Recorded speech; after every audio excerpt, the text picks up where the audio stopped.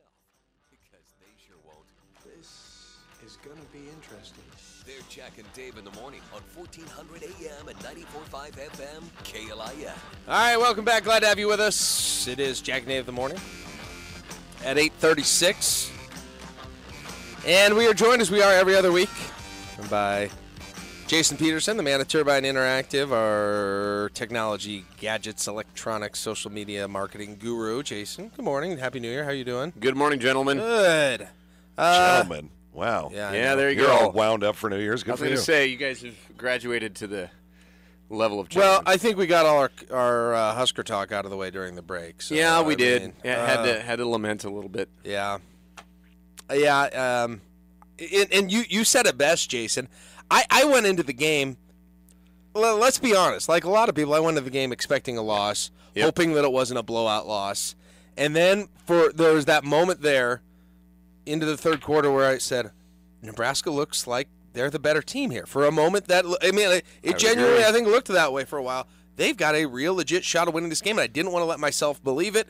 And right when I did, the bottom fell out. Yeah, I told you. They teased us. They teased us with the possibility of actually knocking off an SEC team and having a signature win. So, better luck next year. Frustration. Yeah, indeed. Well, Jason joins us, and, we've had a lot of tech talk the last few days. I know a lot of people have probably got new stuff for Christmas, and probably more people than ever playing with new tablets, new phones, whatever it might be. By the way, if you ever have any questions, you can shoot us an email, jackanddave@klin.com. We can pass it on to Jason and cover it in one of his segments.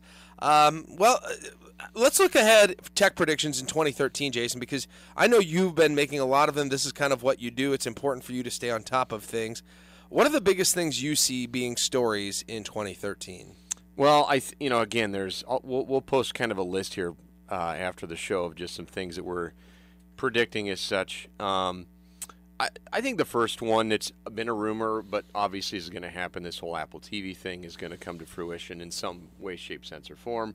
Whether it's a stinker or whether it's not, I think we're going to finally see that as far as take place. Now, when you say Apple TV, are you talking about an actual TV Yes. that Apple does? Because Correct. there already is an Correct. existing product, isn't there? That Correct. It's an add-on box. This would be like an actual hardware specific product, I should say, that they're going to be selling. That it's been well documented. So I think that's going to be, in my opinion, probably the biggest new hardware device that will probably come out in 2013. Again, the question is whether or not it's able to make the splash.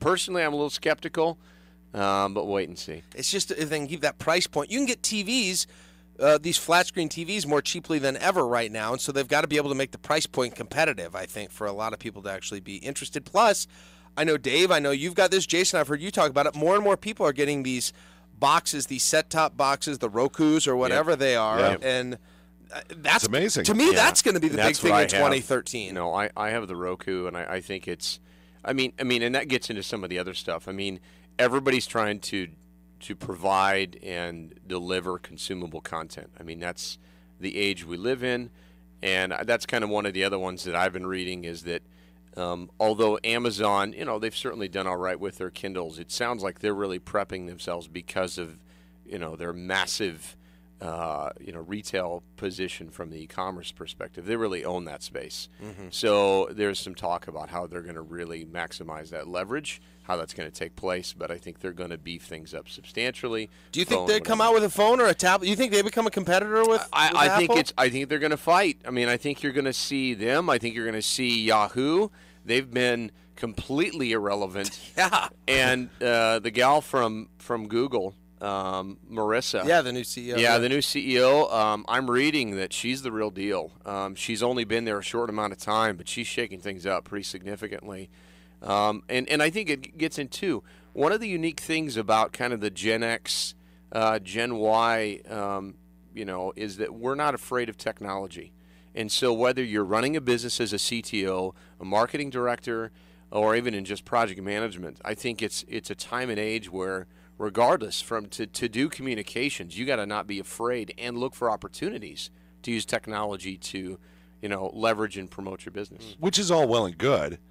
And I don't care how you want to classify me, Gen X, Gen Y, angry white man, whatever you want to call me. It doesn't matter. I'm a consumer, and I'm not afraid of technology, but if it doesn't work, it doesn't work. So Correct. if Apple TV ends up being Google TV, I don't care. That's correct. And so it at the end of the day, it still is about mass adoption and about, the general. I mean, it's my grandfather going, hey, that iPad's cool and I'd like to mess around with it. As long as they're able to make it consumer friendly, absolutely, then it's going to be relevant. But I think that's the thing we're seeing, consolidation with social media. You're going to look for probably some more acquisitions like there was with Instagram. There's big talk about Pinterest getting gobbled up by somebody. Yeah. So I think you're going to start seeing, it's been a very fragmented industry. It's kind of like if you remember the whole PC industry where there was a lot of big acquisitions back in the late 80s, early 90s. So I think you're going to see some consolidation, and that's going to really change things. I want to go back to the TV thing because I saw a story last night. This is late last night, so this is fairly new, but it was a report from Forbes saying that Intel is going to, as they call it, blow up the cable industry with its own set-top box and unbundled cable service.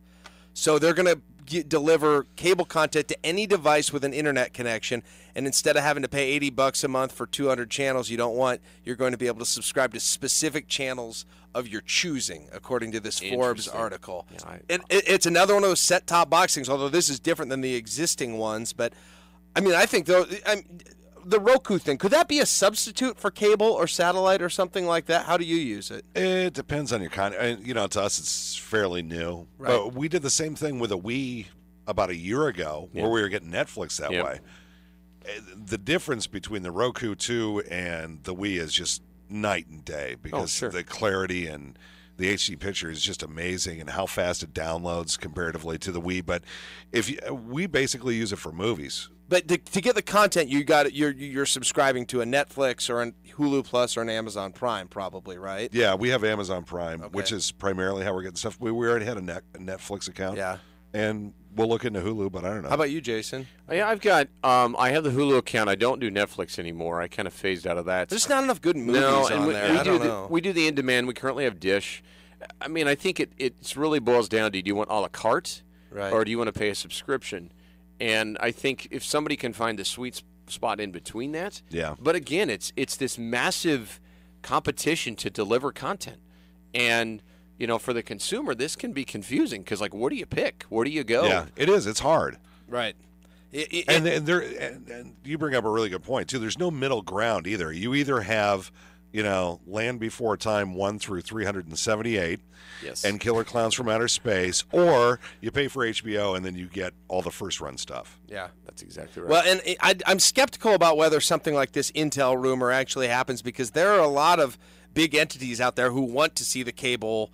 The cable industry survive, Disney, and that whole TV ecosystem is just kind of benefited by cable being healthy, I think, to some degree. So that's kind of another uphill battle. But even Disney, they cover their own tracks and they CYA everything, but they're everywhere.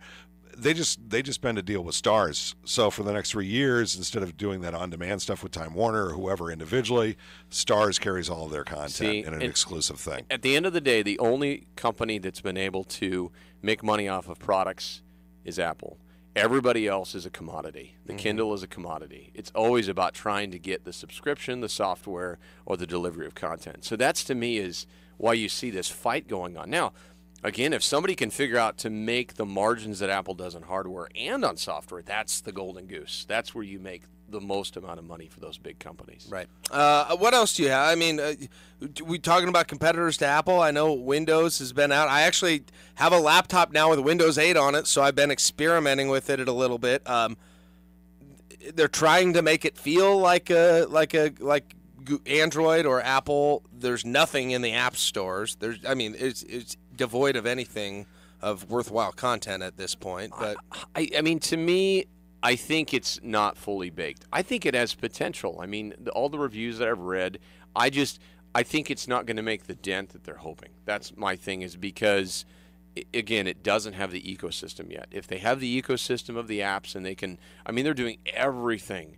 They're throwing everything but the kitchen sink at all these young kids to do apps for those the App Store from Microsoft. Oh, really? Yeah. I talked to a a young kid that had got like an email and they're going to give away all this software free in exchange for them doing some apps. So they're trying hard.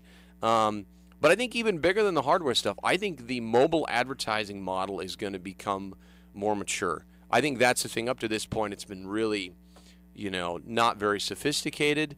But that's ultimately, guys, that's where Facebook has to make its money. That's the only way they will satisfy the shareholders. So I think you're going to see a more sophisticated way of doing advertising on mobile that will be effective. I think that's going to be one of the biggest marketing trends in 2013. And it'll be interesting. And then going hand in hand with that, too, you get in those conversations about privacy when it comes to Facebook. People are always concerned. There are always these rumors out there, well, my face might be used in an ad or my name. You're starting to see more and more on Facebook. Well, your friend likes this company, and then it'll be the top thing in your news feed, and then it'll have essentially what's an advertisement for that company coming right now. And it's going to be that balance of whether or not people like that blatant advertising, if they would actually get bothered enough by that kind of stuff to quit using something like that. The thing that I had read, and you're spot on, is that some of the tracking measures that they're using are going to become illegal. So I think, from a privacy perspective, I think it was the Federal Trade Commission had released some comments on this, that you're going to see some greater levels of scrutiny. And quite frankly, some of it is a good thing. I know that there were some conversations with Apple and some of the things they were storing as related to their users and user accounts. So I think for consumers, that is a good change. I mean, some of it's inevitable, but ultimately there needs to be a watchdog to some degree, making sure they don't take advantage of consumers. Jason Peterson, our guest from Turbine Interactive, talking tech predictions for 2013. One of them that I know you had surprises me that it hasn't gotten bigger yet to some degree, and that's mobile wallet and people paying. Yes. Mobily, essentially. I know on the new Apple interface they've got this passbook thing, and I don't know if that's exactly what we're talking about here. Yeah, but similar. This is something that's coming, isn't it? Absolutely. I mean, right now you're having kind of, and you can jog my memory. There was Blu-ray, and what was the other standard for HD DVDs? Are you recalling?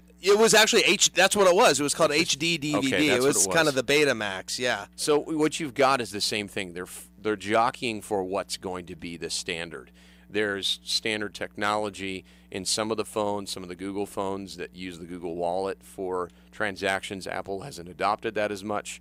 So somebody needs to settle on, is this Bluetooth, is this USB, whatever it is. And once that's done, absolutely, I think you're going to see a more comprehensive way of payment on your phone. What is that going to look like exactly? Is it going to be scanning a code? Is it going to be you handing your phone to someone else? I'm just trying to think of what the transaction is going to be like, because I honestly think 2 years down the line, this is how we'll pay for most things. Well, I believe it's kind of a short-range technology that doesn't have to be paired like Bluetooth. You got to press a button. This would be you just hold your phone and then it does it. So you don't even have to hand it to them. It would be done that way. Now, obviously, you open up your app, you do a password or a 4-digit key. Right. Boom, you pick whichever you want to do it. So the whole you signing and going through all that rigmarole, gone. Right.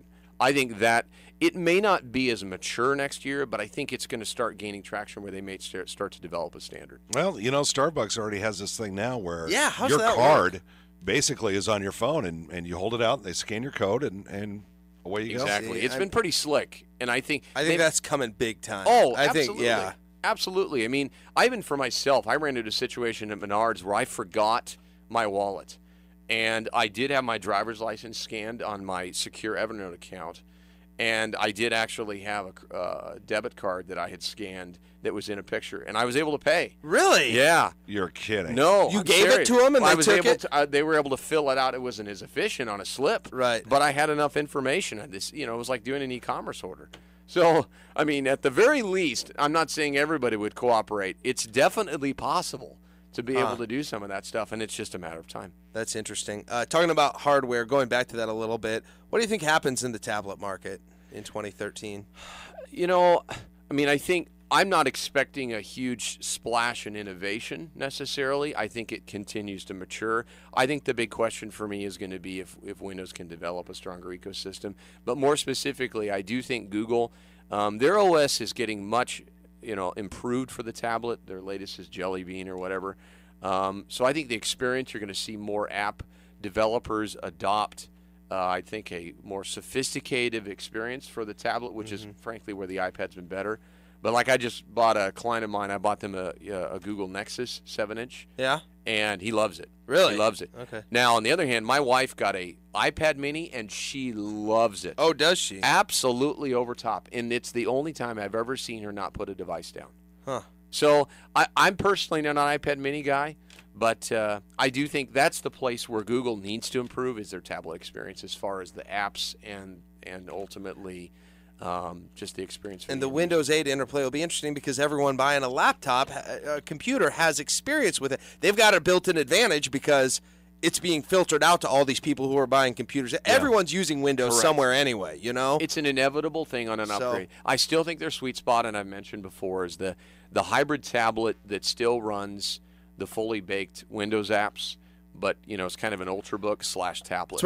I think that's this new computer I got. You switch between the old Windows screen and then the tablet screen, and it's a touch screen, but it doesn't flip around. But it's an interesting experience. I'll tell you about it. Okay, sounds good, guys. All right, there we go. Jason, we're out of time. We appreciate it. Great predictions for 2013. Check out their website. This is Turbine.com for more great stuff from Jason and the rest of the folks at Turbine Interactive. 8:52. We'll take a break. Jack and Dave on KLIN. If you need to get your watch fixed.